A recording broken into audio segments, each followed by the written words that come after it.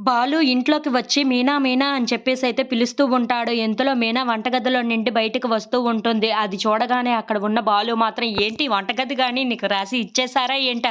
ఎప్పుడు చూసినా వంటగదిలోనే ఉంటున్నావు" అని చెప్పేసైతే అంటూ ఉంటాడు. ఆ మాటలు వినగానే అక్కడ ఉన్న మీనా మాత్రం "ఏంటో త్వరగా చెప్పండి నేను వంట చేయాలి" అని చెప్పేసైతే అంటూ ఉంటుంది.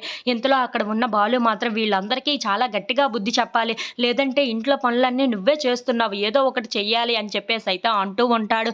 ఇంతలో ప్రభావతి అక్కడికి వచ్చి "ఏంటి తప్పేంటి వంట చేస్తే అందరికీ" అని చెప్పేసైతే అడుగుతూ ఉంటుంది. ఆ మాటలు వినగానే అక్కడ ఉన్న బాలు మాత్రం చాలా కోపంగా "ఉండు అందరికీ గట్టిగా సమాధానం చెప్తాను" అని చెప్పేసైతే అందరిని పిలుస్తూ ఉంటాడు. ఇంతలో అక్కడ ఉన్న మీనా మాత్రం చాలా కంగారు పడిపోతూ "మీరు ఇక్కడి నుండి వెళ్ళండి ఇవన్నీ మీకెందుకు" అని చెప్పేసైతే బాలుని పంపించేస్తూ ఉంటుంది. ఇంతలో రవి, శృతి వాళ్ళు ప్రభావతి దగ్గరికి వచ్చి "అమ్మ మేము కారు తీసుకోవాలనుకుంటున్నాము. అలాగే బుక్ చేసుకోవాలనుకుంటున్నాము.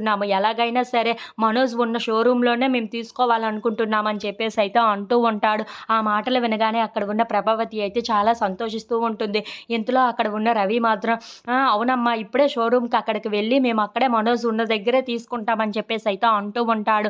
ఆ మాటలు వినగానే అక్కడ ఉన్న ప్రభావతి అయితే ఒక్కసారిగా చాలా కంగారు పడిపోతూ ఉంటుంది. "మీరెందుకు అక్కడికి? మనోజ్‌కి ఫోన్ చేస్తే మనోజే తీసుకొని వస్తాడు కదా!" అని చెప్పేసైతే అంటూ ఉంటుంది. ఇంతలో అక్కడ ఉన్న రవి మాత్రం "లేదమ్మా మేమే స్వయంగా వెళ్లి చూసుకొని తీసుకొని వస్తామని" చెప్పేసైతే వాళ్ళు బయలుదేరుతూ ఉంటారు.